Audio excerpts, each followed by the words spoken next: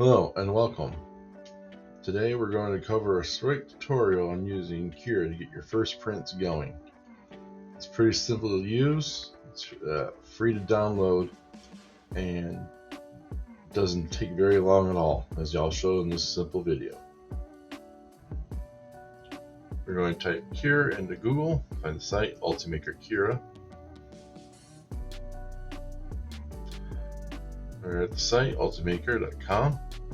Cura to download should always be free, so you never should pay for it. Click on that, click on the appropriate installer, wait for the download.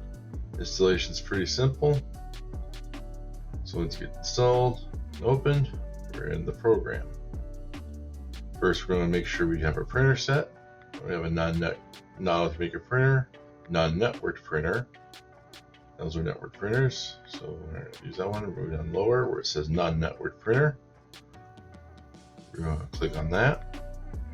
I'm currently using a Solvol 3D 6, so I'm going to look for Solvol 3D. Select my printer. Normally I would hit add, but it's already there, so I'm just going to go ahead and close this out. We're going to select our material. I'm using generic PLA because my company is not listed. Normally you could pick whatever company you have. I usually often will use eSun, but right now I don't have eSun, so I'm using generic PLA. Now we're going to go ahead and load our models. Go up there, open. We are loading 2 screws for a camera stand I made. You can use the arrows to move them around, or you can free move them if you want to. I currently have it set to drop the Z-axis back to the build plate so we don't leave them floating in the air.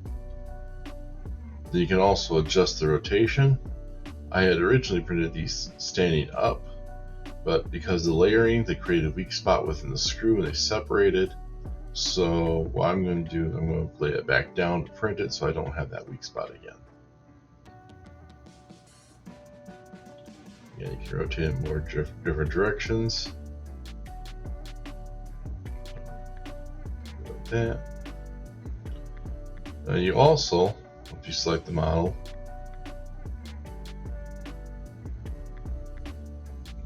you can go ahead and resize.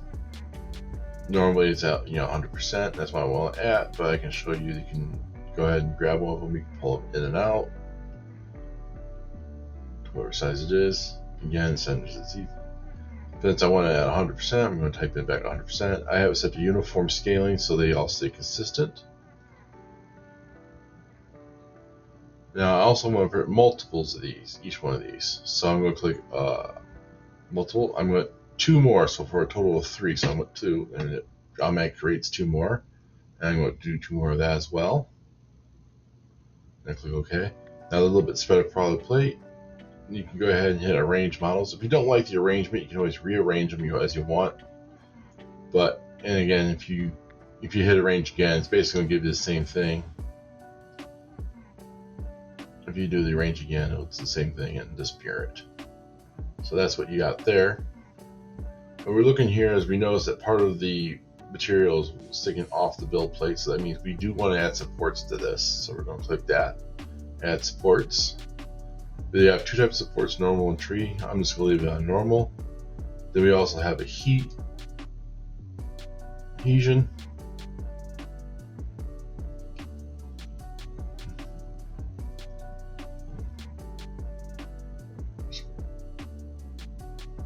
You can turn that on or off. It defaults off, and honestly, for this, I probably don't need the adhesion on, so I will turn that back off. But the adhesion is nice in case you have something that's kind of sensitive or you're worried about warping or anything like that. It kind of gives you a good explanation of the tool head, especially if you go into the custom settings. But we're not doing custom today. We're just going to continue on.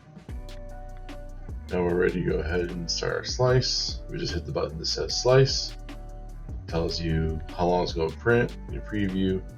And also, if you have your SD card plugged in, it'll automatically ask you to save straight to your SD card. And even ask you if you want to eject it. It's not saved, but we can also go ahead and take a look at the preview of the model. and it will give you very color code copies. Red is the outside of the part, blue is supports, the yellow are interior, yellow and green are interior walls, and if you go down and hit the slider, those are give you a layer by layer peel away, and you'll start seeing the orange, which is, and you see that that's the infill. So you can take a look, make sure everything looks correct, because sometimes you may want to print something, you might want to have it's supposed to have an opening inside, but if the maker doesn't interpret it right, it could have infill instead of having an opening space. So it's always good to double check that if you're concerned. You can just go ahead and just look through that, and that's pretty much it. Now you're ready to go ahead and plug it into the printer and go ahead and print your print. Not very complicated, not a lot of tweaking necessary, or all the presets are pretty much good for that. Now, once you get ready to hit tweaking, we'll show up later. We'll show you maybe doing some customized settings for some more detailed prints or involved prints. Thank you.